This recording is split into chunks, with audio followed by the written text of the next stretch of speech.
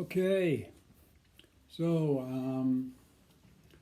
how to make some choices based on your text and things you were curious about. And actually, I'm going to address all of it, not today, um, but because I'm a big fan of having you have lots of things to work on um, for several reasons. First of all, that's my approach, and I find that I like to work on several things, spend a little time on one thing, spend a little time on another thing. Just that variety helps keep it fresh and, a lot of times gives the hands more diversity in the training and all of that. So what I chose to do was to look at the Zac Brown tune, Sweet Annie, because I just thought that would introduce another set of challenges for you. So yes, you can just accompany along with the song and play the chords, but what I chose to do was focus a little bit more on the guitar playing that occurs in the song because it's challenging and it'll allow you to work on some particular techniques. And this is one of those kind of lessons that is sort of ongoing. Like very often when I'm working on a particular thing, I don't accomplish it in the week that I start working on it.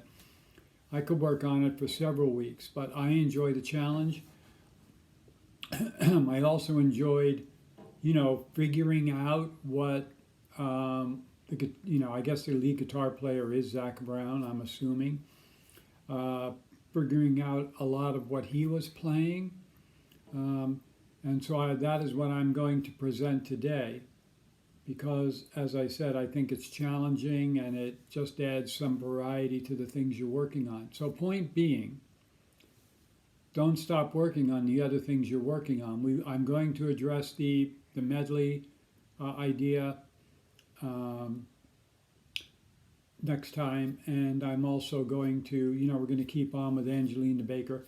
Just keep working on all of that, make it better, make it smoother, and then just add this to the mix. Okay? So, what I have here is I have basically the introduction where the song starts. Now, before I say that, let me add that they tuned down a half of a step for this song. So I have this guitar tuned down one half of a step. So in other words, my E string is tuned to a D sharp, my B string to an A sharp, my G string to an F sharp, my D string to a C sharp, my A string to a G sharp, and my low E to a D sharp again. Okay?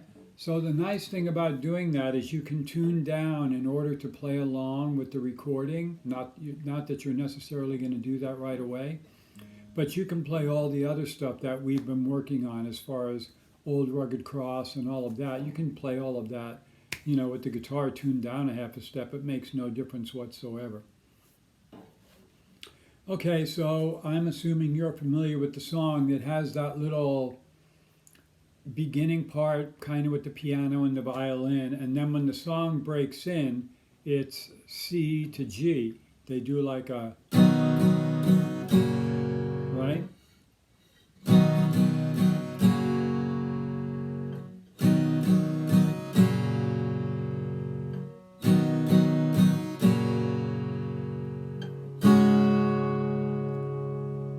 So if you were just going to play the chords, this is just for the intro now. That's what you play. You play.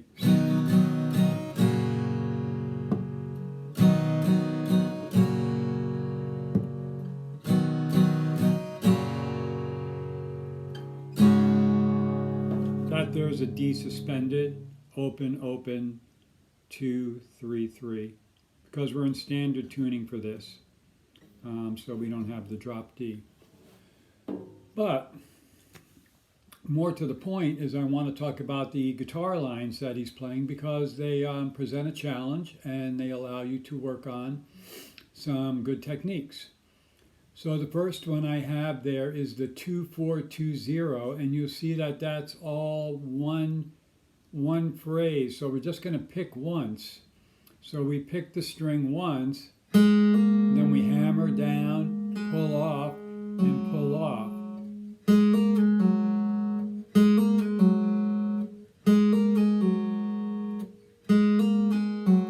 And it's important to practice that slowly because you want precision there. Very often when people are hammering on and hammering off, they don't have the by precision I mean the timing. It wants to be da da da da da da da da.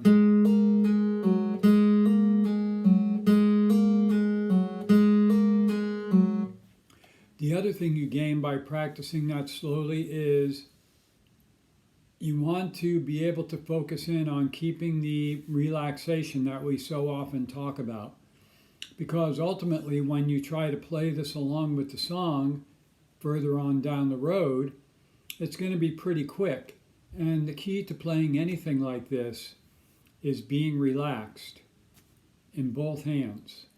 So you want to work on it enough where you can get very relaxed.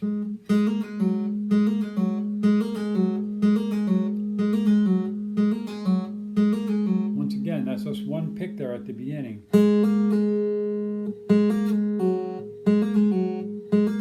So 4 notes, one pick. So to finish that phrase, we play those first 4 notes, and then we just pick the rest of it. 4, open, 4, 2, open, open. So all together that would sound like this. 1, 2, 3, 4.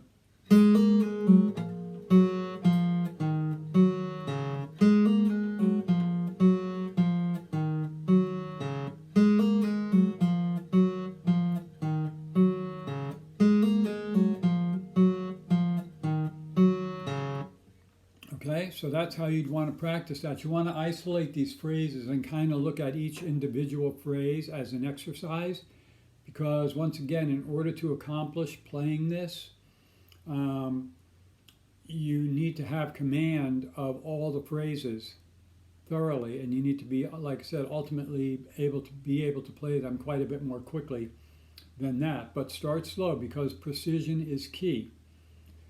Looking at the second phrase, where it has the 0 to 4, that would be one pick and then 2 hammer-ons,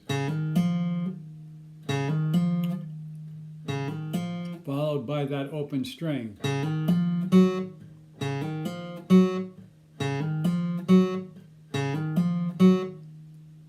And then the final 4 notes. So that phrase sounds like this: 2, 3, 4, 1. 1. 1. And then when we get down to the third line, that's just a repeat of the first one.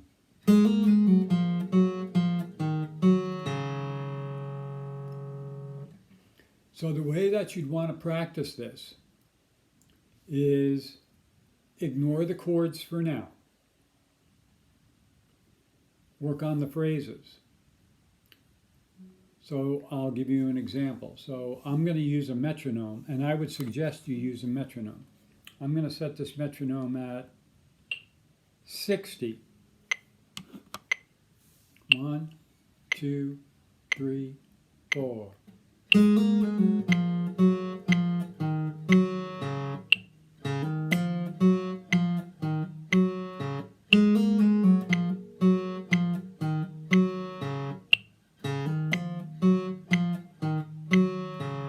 So what I did is I just went back and forth between the 2 phrases. I'll do it again.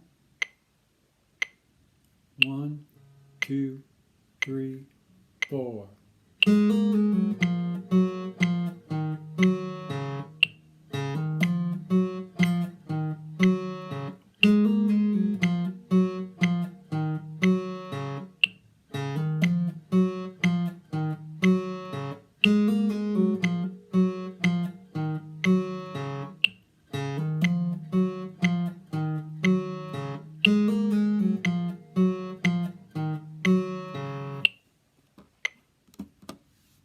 Okay?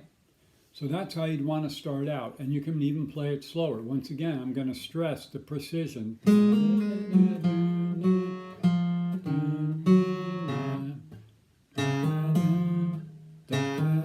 Got to get a good hammer on there.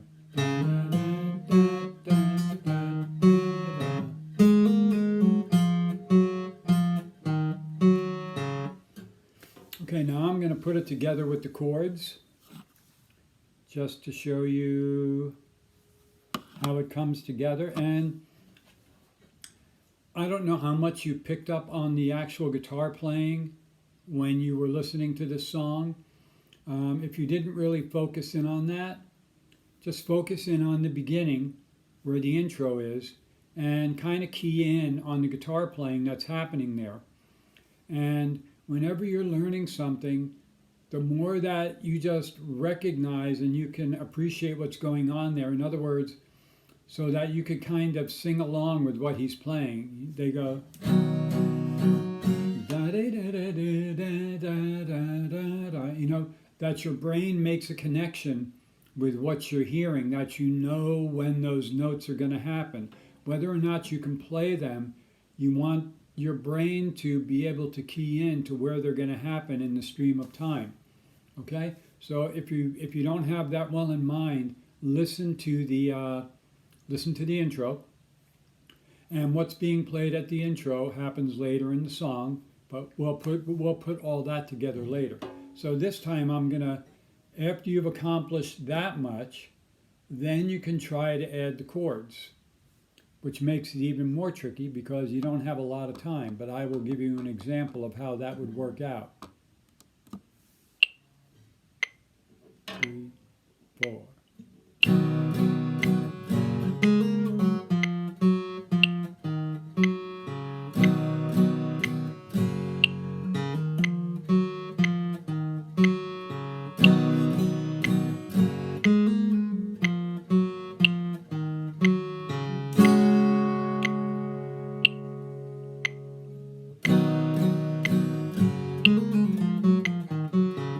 Okay, I played it real fast there. Okay, so then you go ahead and add the chords in. We'll even try it slower. 1, 2, 3, 4.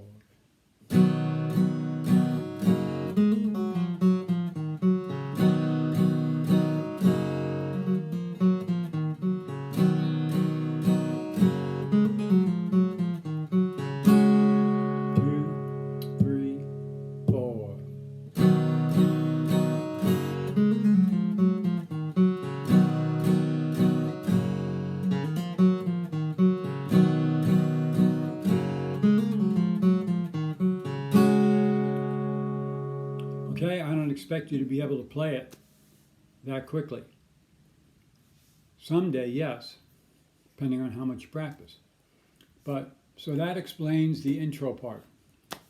Okay, now what I have down at the bottom is toward getting near the end of the song, after the bridge and the third part of the song, you'll hear him sing over and over again, and then after he sings over and over again, then they come back into that.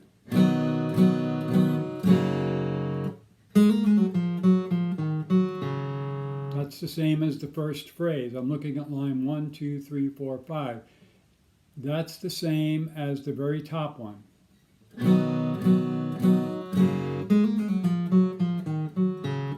And then this one is a little different, the next one, because instead of going C, C, C, G, it goes C up to D. But the line there is the same as line 2. Okay? So that, starting at line 5,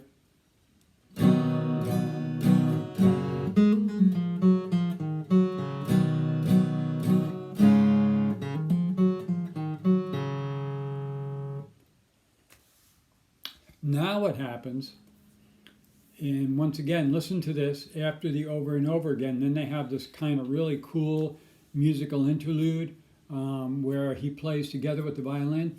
And by the way, I used the live version. There's a live version where you can watch them playing. And it's kind of cool because when they get to this part of the song, the camera is right on Zac Brown, so you can really see what his fingers are doing. So that can help you understand what's going on and build an appreciation for what's being played there. But getting down to the next to last line, we have the chords again. Okay? And then we have, I'm just going to work my way through the rest of the solo. So we have a 3/4 hammer on and pull out, and then we have 5/4/4. So it,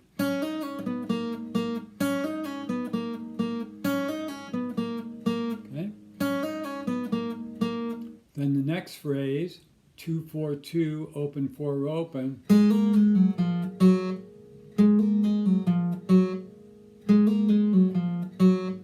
Putting those two together, we have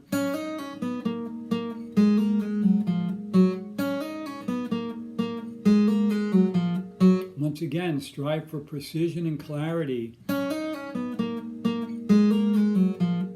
and relaxation. If you feel it tightening up, shake it out. Take a deep breath.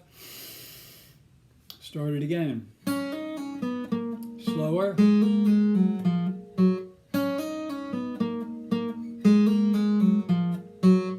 The last phrase in that next to last line, a 2/3/2.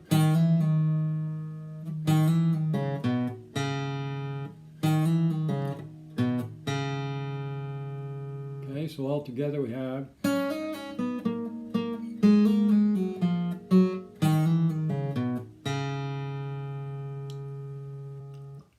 2, 3, 4.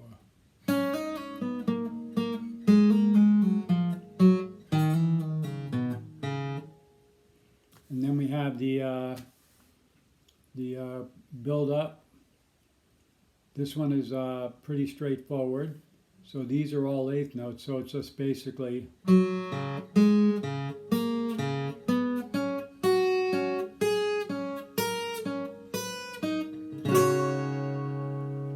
end on that chord there. That's like a D suspended. So we have that bottom line.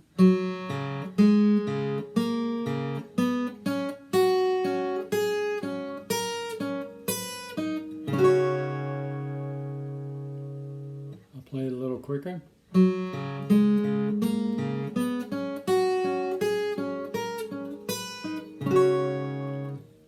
On that next to last measure, I'm kind of holding that down. You don't have to. If you have to kind of let go, if you can hold it down though, it's better. 8/5.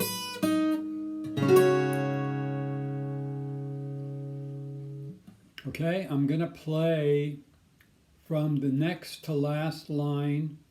I'm just gonna play the notes, put it all together slowly. 1, 2, 3, 4.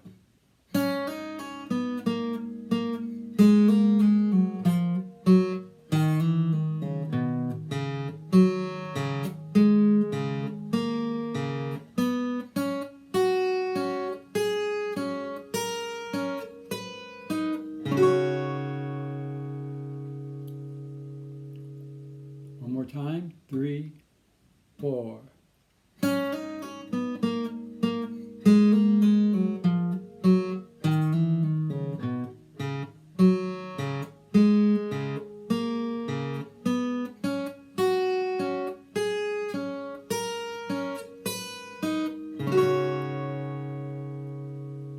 And then they finish out the song. Okay, so to review, going back to the top of the page,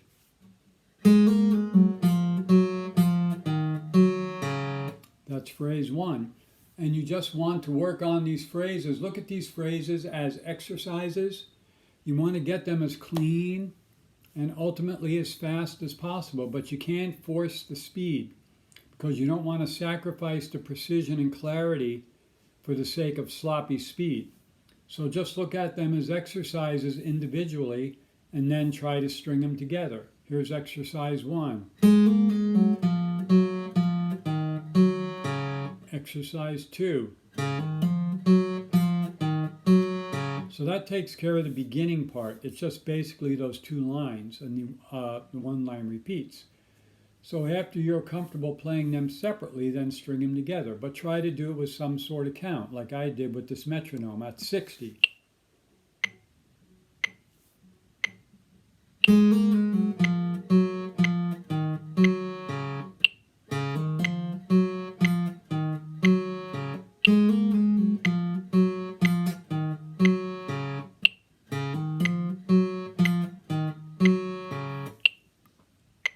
Okay? Now looking at the bottom solo section,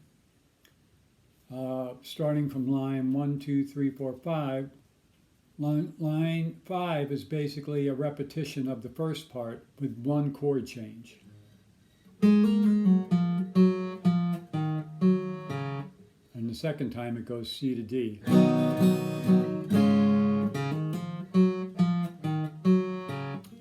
I said, don't worry about the chords right now. Get the lines down. I'm sure that it may take you, depending on how you work this into your practice, it may take you, quite a while to actually master this, but it's fun. I find this kind of thing fun and always enjoyed it. The challenge of it, for me, I enjoy figuring it out for you. That takes sometimes as much time as it learns to play it. But I enjoy that, and I hope that you kind of enjoy the challenge of it too, and that you can, just effectively work this in with everything else. Then looking at once again, the last section, starting on the next to last line where we have the 3, 4, 3.